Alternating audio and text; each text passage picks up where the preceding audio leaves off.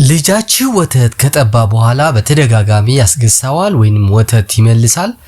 ቢተኛስ በጀርባው ወይንስ በጎኑ መተኛት አለበት? ብዙ ወላጆች ልጄ በጀርባው ቢተኛ ወተቱ ተመልሶ ትን ይለዋል በሚል ፍርሃት በጎኑ ወይንም በሆዱ ያስተኙታል። ነገር ግን ይህ ትልቅ አደጋ ሊያስከትል እንደሚችል ያውቃሉ? ዛሬ የህፃናትን ወተት መመለስ ወይንም ሪፍሌክስ እንዴት መቆጣጠር እንደምንችልና ሳይንሳዊ ደህንነቱ የተጠበቀ የአተኛኘት መመሪያ በዝርዝር እንመለከታለን። እስከ መጨረሻው ድረስ አብራችሁን ቆዩ። የህፃናት ወተት መመለስ ወይንም ኢንፋንት ሪፍሌክስ ምንድነው የሚለውን በቅድሚያ ስንመለከት ህፃናት ወተት ከጠቡ በኋላ በትንሹ መመለስ ወይንም ደግሞ ማስገሳት ሙሉ በሙሉ ኖርማል ነው፣ ምንም ችግር የለውም ማለት ነው። በሆድና በምግብ ቧንቧ መካከል ያለው መዝጊያ ጡንቻ በህፃናት ላይ ገና ስላልዳበረ የሆዳቸው ምግብ በቀላሉ ወደ ላይ ይፈሳል።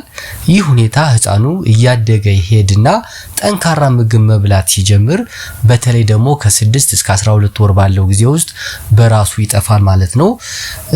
ሌላኛው ምንድነው? ምግብ መመለስን ለመቀነስ የሚጠቅሙ 5 የቤት ውስጥ መፍትሄዎች ዛሬ በዝርዝር እንመለከታለን። ህፃኑ ሳይጎዳ በቤት ውስጥ ልናደርጋቸው የምንችላቸው ቀላል ዘዴዎች ናቸው። ስለዚህ የመጀመሪያው ምንድነው? በትንሹና ቶሎ ማጥባት ነው። የህፃኑ ሆድ እንዳይጨናነቅ በአንድ ጊዜ ብዙ ከማጥባት መጠኑን ቀንሶ በየመሃሉ ማጥባት በጣም አስፈላጊና የሚመረጥ ነው። ሌላኛው ከጠባ በኋላ ቀጥ አድርጎ መያዝ ነው።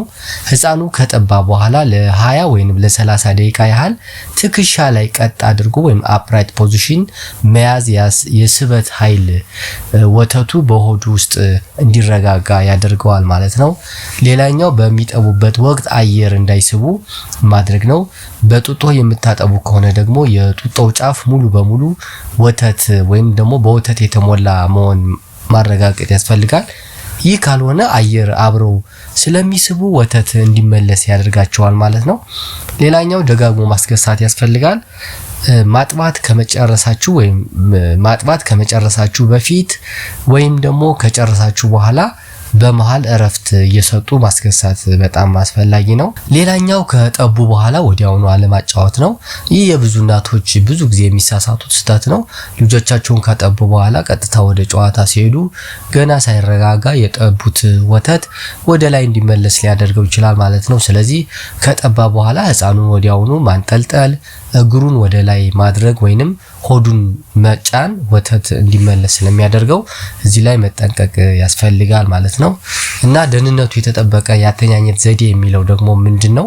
ትልቅ ስህተትና ፍርሃት እዚህ ላይ ወላጆች ብዙ ጊዜ ይገጥማቸዋል።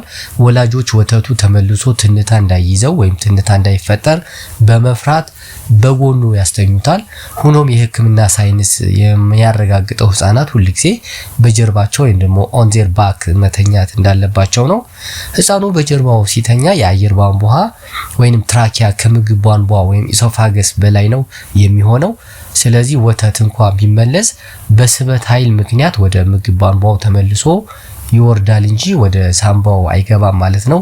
ነገር ግን በሆዱ ካስተኛችሁት ወተቱ በቀላሉ ወደ አየር ቧንቧ ገብቶ የትንታና የመታፈን አደጋ ሊያስከትል ይችላል ማለት ነው። ስለዚህ እዚህ ጋር ምንድነው ማድረግ ያለባችሁ? አልጋችሁ ላይ ምንም አይነት ለስላሳ ትራስ፣ ብርድ ልብስ ወይም ደግሞ አሻንጉሊት አታስቀምጡ። ፍራሹ ጠንከር ያለ ቢሆን ይመረጣል ማለት ነው። ስለዚህ ስጋት ሊሆን የሚችለውና ሐኪም ማየት ያለብን ወይም ደግሞ ወደ ህክምና መሄድ ያለብን መቼ ነው የሚለውን ስንመለከት ይህ ሁኔታ ወይም ጋስትሮሶፋጂያል ሪፍሌክስ ዲዚዝ የሚንለው ወደሚባል የጤና ችግር ከተቀየረ የሚከተሉትን ምልክቶች ያሳያል ማለት ነው። ህፃኑ ክብደት የማይጨምር ከሆነ ወይንም እየቀነሰ ከሄደ፣ የሚመለሰው ወተት በቀስት መልክ በኃይል የሚወጣ ከሆነ ወይም ደግሞ ኃይል ካለው ፕሮጀክታይል ቮሚቲንግ ከሆነ ማለት ነው። የሚመለሰው ፈሳሽ አረንጓዴ ወይንም ቢጫ ቀለም ካለው፣ ወተት ከተፋ በኋላ ደግሞ ደም የተቀላቀለበት ከሆነ፣ በሚጠባበት ወቅት አልቅሶ እምቢ የሚልና የሚቆጣ ከሆነ ውድ ወላጆች ልጆቻችሁ ወተት ቢመለስም ደስተኛ ከሆነ ክብደት እየጨመረ ከሆነና በአግባቡ የሚሸና የሚጸዳዳ ከሆነ ምንም የሚያሰጋ ነገር የለም። ዋናው ነገር ሁል ጊዜ በጀርባው ማስተኛት መሆኑን እንዳትዘነጉ። የእናንተስ ልጅ ወተት የመመለስ ችግር አለበት? የትኛውን ዘዴ ተጠቅማችሁ ፈታችሁት? ሐሳባችሁን ኮሜንት ላይ ጻፉልን።